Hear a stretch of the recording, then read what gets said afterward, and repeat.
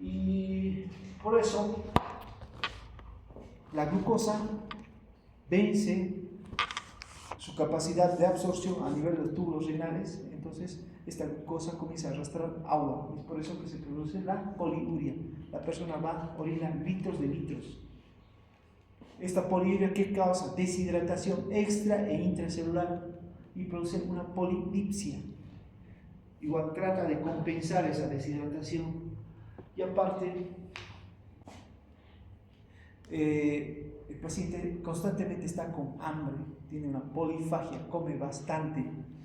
¿Por qué? Porque sus células están ávidas por glucosa y la glucosa no puede ingresar dentro de las células. Por lo tanto, esta persona tiene hambre y hay una pérdida de peso. ¿Por qué? Porque hay una lipólisis y existe un catabolismo proteico. ¿Ya? Entonces hay una pérdida de peso importante. Y si todo esto no se controla, la persona va a llegar una cetoacidosis diabética o a un coma diabético. Son dos situaciones diferentes que ustedes lo van a ver cuando vean endocrinología. ¿Ya? Entonces tenemos estos tres tipos de diabetes que ya hemos mencionado. La diabetes tipo 1, que es conocida también como diabetes juvenil, los niños, son personas que nacen ya donde sus páncreas no es capaz de producir por parte de las células beta insulina, entonces son personas insulinodependientes, más o menos son el 10% de las personas. El otro 90% es la diabetes tipo 2, entonces esta es la diabetes que se puede prevenir. ¿Ya? Entonces, si hacen una correcta alimentación sana, equilibrada por parte del nutricionista, aparte tiene una actividad física moderada, ¿ya? Entonces se puede prevenir este tipo de diabetes. Y por último, menciono también la diabetes gestacional, que se da durante el embarazo. Generalmente, cuando termina el embarazo, desaparece este tipo de diabetes. Pero se ha visto que un 60-65% de las embarazadas, si no se cuidan, pueden desarrollar diabetes tipo 2. Reducción de la secreción de la insulina. Como dijimos, cuando la insulina se vierte a la sangre, tiene un tiempo de vida de 5 minutos. ¿Por qué? Porque es controlado por la insulinasa. Esta insulinasa, ¿ya?, que es secretada por el hígado, la cual hace que desaparezca la insulina. ¿Ya? En 10-15 minutos ya no existe insulina. Entonces, ustedes saben que la glucosa en ayuno más o menos va de 70 a 100 miligramos decilitro. Cuando está en este rango, ya más o menos 80, 90, 70, 100, la insulina está en 20 nanogramos decilitro minuto. Entonces, cuando sube más de 100 miligramos decilitro, hay ya secreción de insulina.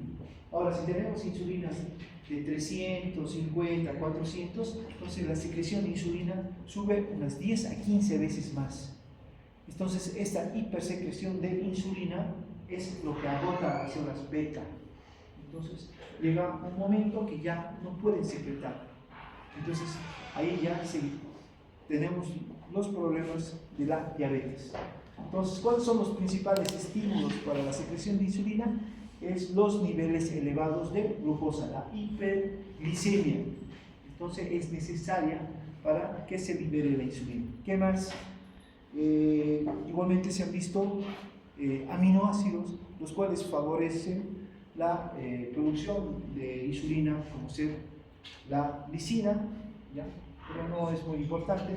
Incremento de los ácidos grasos también hace. ¿Por qué? Porque los ácidos grasos, como entran en la gluconeogénesis, hace que aumenten los niveles de azúcar, de glucosa, por lo tanto producen una hiperglicemia, los cuales igualmente producirían liberación de insulina.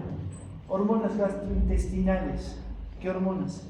Tenemos la secretina, la gastina, el péptido inhibidor gástrico y la colecistoquinina. También favorecen la liberación de la insulina. ¿Cuál es el más importante de estos? El péptido inhibidor gástrico, es el que más libera insulina. Igualmente las otras hormonas, el glucagón, la hormona de crecimiento, el cortisol, también favorece la liberación de insulina. ¿Por qué? ¿Por qué favorece la liberación de insulina? ¿Cuál sería la causa? Glucagón, hormona de crecimiento y cortisol.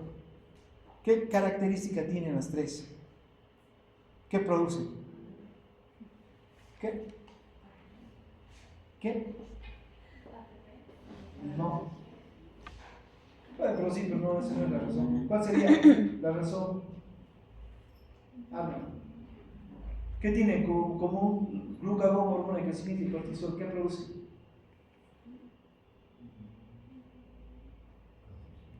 Rivas. No se vaya Susana, ya debe estar reposando. Coro, ¿qué dice? ¿Qué produce? ¿Por qué producen secreción de insulina? Andrea. La hormona de crecimiento y el cortisol, ¿qué tienen en común? Hormonas hiperglicemiantes, ¿no? ¿Qué? Hormonas hiperglicemiantes. Son hormonas hiperglicemiantes.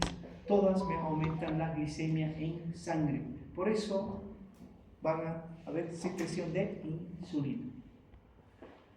¿Qué disminuye la secreción de insulina?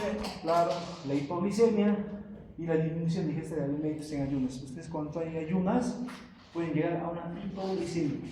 Esto sobre todo en los pacientes diabéticos, ¿ya? Ellos no toleran la hipoglicemia, ¿ya? Entonces, si por algún motivo esta persona utiliza insulina de manera inevitable y por algún motivo no ha llegado a comer, es muy peligroso porque se produce una hipoglicemia. Con una glicemia de 50, 40, el paciente se siente mal. Porque, ¿cuáles son las células más ávidas por glucosa? ¿Cuáles son las células? Las neuronas. Entonces esta persona comienza a transpirar, siente que se va a desmayar, se siente mal. Por eso los diabéticos muchas veces tienen que tener chocolates, caramelos en caso de hipoglicemia, porque pueden llegar a fallecer por hipoglicemia.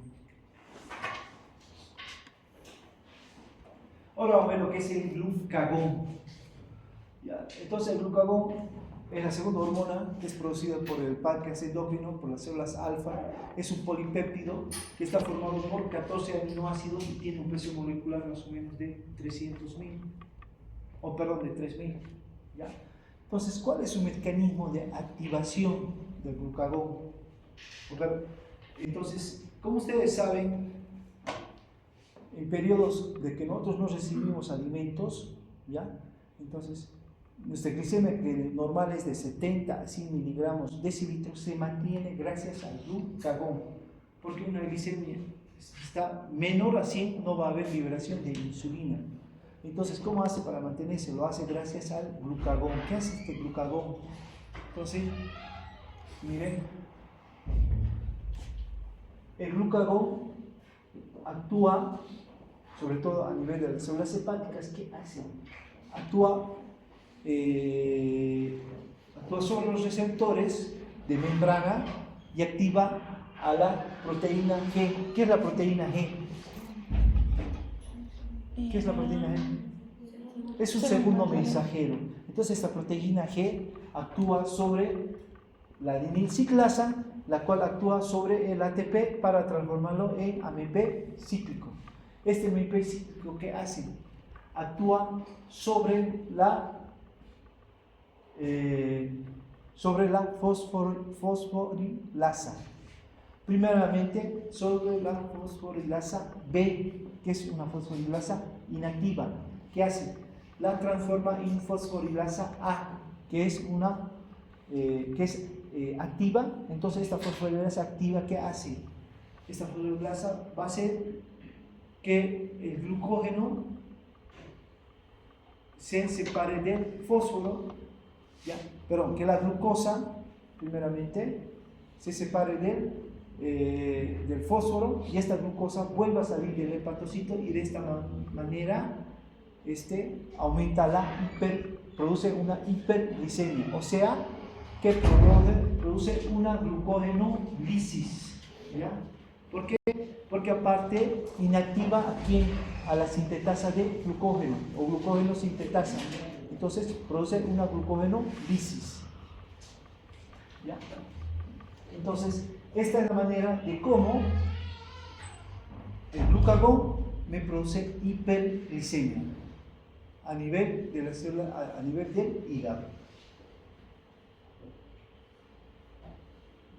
Ahora, igualmente tengo la somatostatina, que es una hormona que es producida por las células delta del páncreas. ¿Qué hace? ¿Cuál es su? Esta somatostatina se sabe, sobre todo, que es la que inhibe a la hormona de crecimiento, ¿ya? Y aparte, esto a nivel de la adenipófisis. Y al nivel del páncreas, ¿qué hace? Inhibe a la insulina e inhibe al glucagón. También se ha visto que tiene que ver mucho con la motilidad gástrica, porque favorece la motilidad gástrica. Igualmente secreción de glándulas cerebrales, secreciones intestinales, ¿ya? Todo eso es por parte de la somatostatina. Pero la somatostatina, ¿qué es lo que se sabe? Es que inhibe a la hormona de crecimiento e inhibe a la insulina y al glucagón. Ahora vamos a ver lo que es la paratiroides.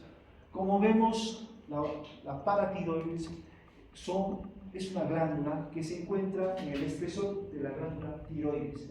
Entonces, como vemos, son el número de 4, dice que tiene un largo de 7 milímetros con un ancho de 3 milímetros y un espesor de más o menos 1 milímetro. Entonces, son el número de 4. Y el peligro está aquí cuando se opera la glándula tiroides por cualquier motivo, el cirujano se puede llevar a esta glándula paratiroides. Si es de un solo lado, ¿ya? Entonces estas glándulas paratiroides del otro lado se van a llegar a hipertrofiar para poder llevar a cabo su función, ¿ya? Que tiene que ver mucho con el metabolismo del calcio y el fósforo. Recordando histología, tiene dos tipos de células. Unas son las células principales y otras las células oxífilas. Estas son células secundarias. Lo que nos importa aquí son las células principales, porque estas células principales es donde se va a producir la hormona paratiroides. Entonces, a nivel de sus ribosomas se produce la proparatiroides. Luego pasa al retículo endoplasmático, donde se va a formar la proparatiroides. Y luego pasa al aparato de Golgi, donde ya se forma la hormona paratiroides y son encapsuladas en vesículas. ¿Y cuál es el estímulo para que se libere de la hormona paratiroides? Es la hipocalcemia. Entonces tiene que haber una hipocalcemia para que haya liberación de la hormona paratiroides. Entonces, la hormona paratiroides, ¿dónde va a actuar? ¿Ya? Actúa, entonces, a nivel del intestino, vamos a ver cómo, a nivel de los huesos, específicamente en los osteoclastos, igual a nivel del riñón. Mucho tiene que ver con la hormona paratiroides, la vitamina D, ¿ya? Entonces, esta vitamina D que favorece la absorción del calcio, ¿ya? Y todo esto gracias a la hormona paratiroides, ¿ya?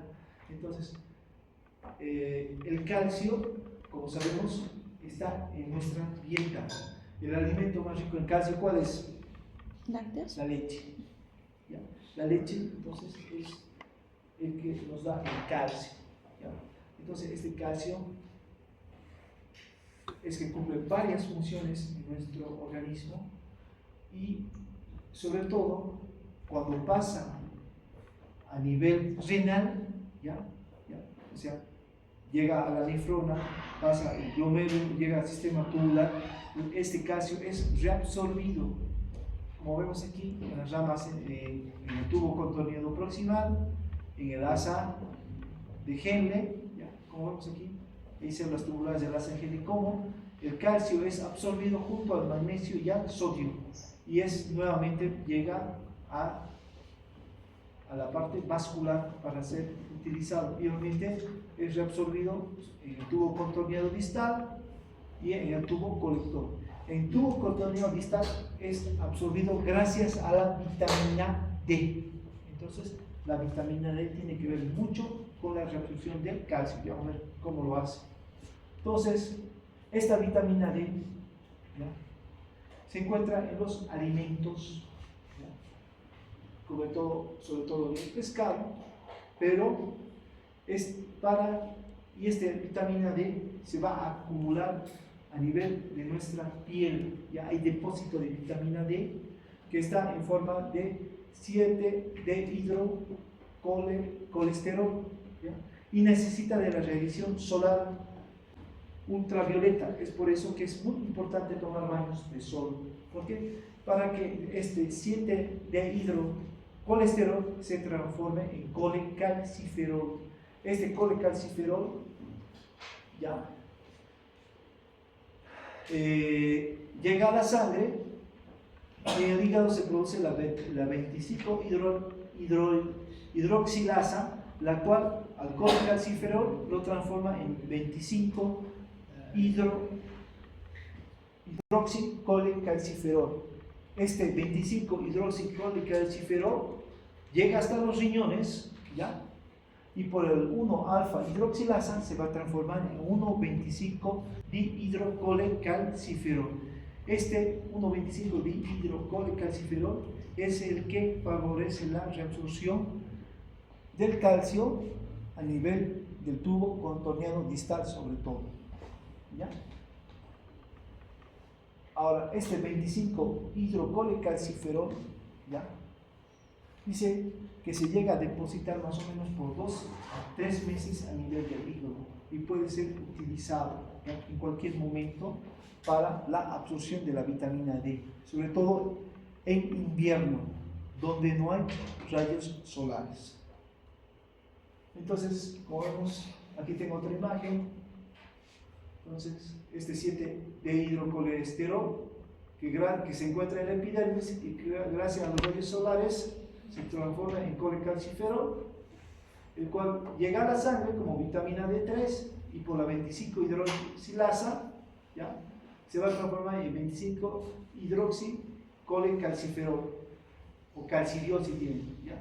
Y luego este llega a los riñones y por la 1-alfa-hidroxilasa se transforma en 1,25-dihidroxicolecalciferol, ¿ya?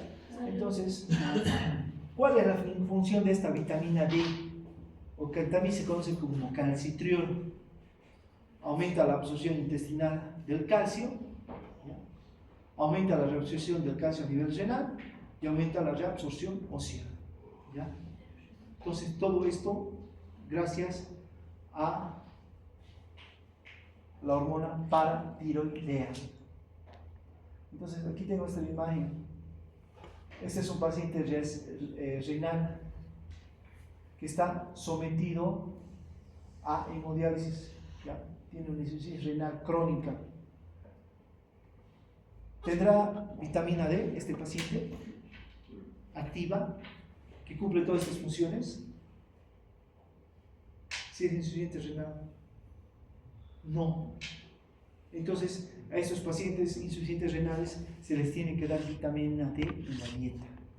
Si no, no va a haber una reabsorción del calcio, no se va a reabsorber el calcio a nivel renal y tampoco va a haber reabsorción ósea por parte de los osteoclastos. O sea, estos pacientes tienden a la hipocalcemia. Entonces, ¿cuáles son sus funciones en el intestino? Como dijimos antes, aumenta la absorción intestinal de calcio. ¿Cómo lo hace? Entonces, esta vitamina, ¿qué hace? Primero, síntesis de una proteína fijadora de calcio. O sea, que el calcio que llega al intestino, ya sobre todo al intestino delgado, ya se fija a una proteína fijadora. ¿Para qué? para que este calcio ingrese dentro de las células intestinales, ¿ya? Aparte, esta vitamina D, ¿qué produce? Síntesis de una antepasa a nivel de estas células intestinales. Y esta antepasa se utiliza en la bomba de calcio. Entonces, este calcio, gracias a esta bomba de calcio, va a pasar hacia la sangre, ¿ya? Del intestino hacia la sangre por esa bomba de calcio. Y también produce la secreción de fosfatasa alcalina. ¿Qué hace la fosfatasa alcalina? Favorece la absorción de los fosfatos. Entonces, a nivel del intestino, ¿qué hace la vitamina D? Absorbe calcio y fosfatos. Ahora, este calcio que llega a la sangre, ¿ya? Este calcio total, ¿ya? Se divide en dos: calcio no ionizado y calcio ionizado. El calcio no ionizado corresponde al 50%, donde el 40% está unido a proteínas, ¿ya? Entonces, al estar unido a proteínas, ¿ya? Como sea albúminas, globulinas, etc., este no puede escapar, no pasa en los capilares, ¿ya? Entonces no puede ser utilizado, ¿ya? Se mantiene en el plasma. Otro 10% está unido a los citratos y a los fosfatos, pero esto sí pasa a los capilares, pero se queda a nivel intersticial, no puede ser utilizado por las células. El otro 50%, que es el calcio ionizado, por ejemplo, este sí es el calcio que nos sirve. ¿Por qué? Participa en la coagulación. ¿Cómo participa en la coagulación? Héctor, ya hemos visto en sangre, coagulación, ¿qué tiene que ver el calcio? ¿Qué factor es?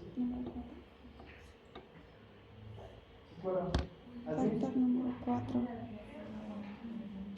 ¿Perdón? En ambas vías, ¿no? Es el factor 4 de la coagulación. Actúa tanto en la vía extrínseca como la vía intrínseca de la coagulación, por eso es importante el calcio. Participa en los impulsos nerviosos. ¿Cómo participaba en los impulsos nerviosos, Ignacio? Neuro. ¿Cómo participaba? ¿Qué hacía? Dice que favorece los impulsos nerviosos. ¿Cómo lo hacía? El calcio es importante para la liberación de las vesículas sinápticas. Se sabe hasta ahora que el calcio tiene que ver mucho en la liberación de los neurotransmisores a nivel del espacio sináptico. Contracción del músculo estriado. ¿Qué tendría que ver con la contracción del músculo estriado? ¿Dónde existe calcio? En el músculo. En el retículo. En el retículo endoplasmático liso. Entonces, gracias a este calcio se producía la contracción muscular. Lo mismo en la contracción del músculo cardíaco, que, como saben ustedes, depende de lo que está depositado en el retículo endoplasmático liso y también del calcio extracelular. Entonces, miren lo importante lo del calcio. Entonces, la vitamina D juega un papel importante en la absorción del calcio. Ahora, ¿qué pasa del calcio? Si se produce una hipercalcemia, ¿ya? Entonces, a nivel renal, miren, hay un montón de síntomas: poliuria, polidipsia, nefrolitiasis, nefrocarcinosis, etc. ¿Ya? Lo más importante, síntomas o signos neurológicos: apatía, depresión, confusión, ¿ya? Estupor, coma. O sea, cuando hay una hipercalcemia, o sea, ¿qué quiere decir? Que el calcio está aumentado a nivel de mi sangre. Entonces el paciente está totalmente desconectado, apático, confuso, estupuroso, puede llegar al coma. ¿Qué pasa a nivel muscular? Hay debilidad muscular, dolor óseo. ¿Por qué? Porque hay falta de contracción de los músculos. El calcio se concentra a nivel intravascular, a nivel gastrointestinal, produce anorexia, náuseas, etc. Hipomotilidad intestinal. ¿Por qué? Porque saben que las células musculares lisas dependen del calcio para su contracción. A nivel cardiovascular, acortamiento del intervalo QT. Cuando hay acortamiento del QT, ¿hay taquicardia o bradicardia?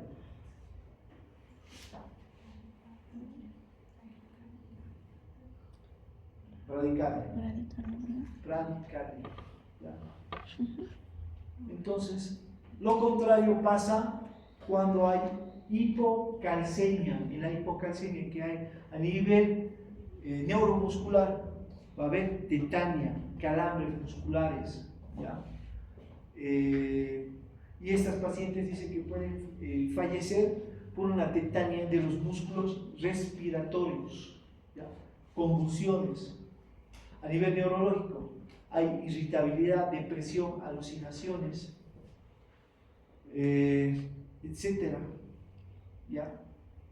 En cambio, alteración del electrocardiograma, si hay una hipocalcemia, se produce prolongación del QT.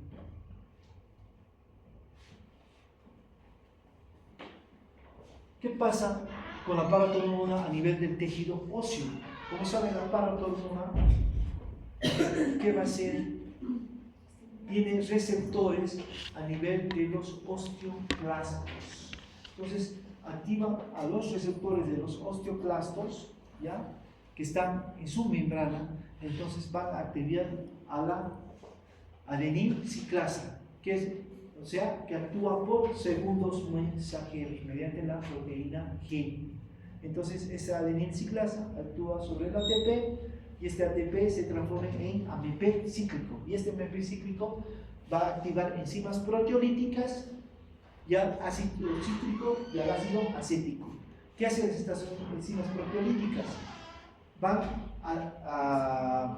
Actúan sobre las fibras colágenas. ¿Ya?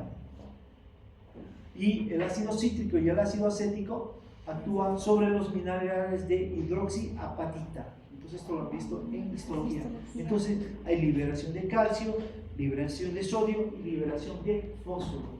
Entonces, ¿qué me está haciendo esto? Aumentar la calcemia, pero me produce una hipercalcemia. Entonces, es por eso que es importante la paratormona. Entonces, esta paratormona que actúa sobre los osteoclastos, donde a nivel por segundos mensajeros. ¿Ya? Una vez que se ha producido esto, ¿ya? Igualmente va a haber posteriormente, cuando deja de actuar la paratormona, se activan los osteoclastos. ¿Para qué? Para que toda esa remodelación del hueso sea se produzca una reconstrucción por los osteoblastos. Ahora, ¿qué hace esta paratormona a nivel de tejido renal? ¿Ya? Gracias a esta paratormona a nivel renal, hace que la 25-hidrocolecalciferol se transforme en 1,25-hidrocolecalciferol. ¿Para qué? Para que se produzca la reabsorción de calcio. ¿Dónde se reabsorbe el calcio? En el tubo contorneado proximal, en el asa de Henle, en el tubo contorneado distal y en el tubo colector. Pero, ¿dónde se reabsorbe más? En el tubo contorneado distal y en el tubo contorneado y en el tubo colector. Ahí se reabsorbe el calcio gracias a la paratormona. ¿Ya? Porque hace que la vitamina D3 se transforme en vitamina D activa, que es el 1,25-hidroxicolecalciferol. Y aparte, favorece la secreción de fosfatos, o sea, reabsorbe calcio y secreta fosfatos por la orina. Y aparte, se arrastra sodio, potasio y algunos aminoácidos. Entonces, esta es la función de la paratormona a nivel del tejido óseo y a nivel renal. ¿Ya? Entonces, todo esto sería para el examen del día miércoles. ¿Ya? Todo lo que hemos avanzado de endocrinología. Entonces, todo lo que hemos visto, desde hipotálamo, adenohipófisis, neurohipófisis, glándula tiroides, paratiroides, insulina, glucagón y lo que vimos ahora, paratormonas. Todo es lo que entra en el examen y lo que se va a promediar con lo que es neurofisiología. Y desde mañana comienza la revisión de los casos clínicos. Entonces, en 45 minutos vamos a hacer la revisión de los casos clínicos, así que necesito que estén puntuales. Persona que no esté y que yo llame al grupo, lo siento mucho, tendrá que entrar al recuperatorio después del 20 de noviembre. Así que lleguen temprano, yo voy a llamar a los grupos, toda la información yo lo voy a bajar en la mañana antes de venir a clases, de todos los grupos. Los grupos que no suban el trabajo, lo subirán después de las 12, hará por 60 puntos. Y no sé si les alcanzará la nota del examen final para poder aprobar la materia. Así que nos queda un mes para poco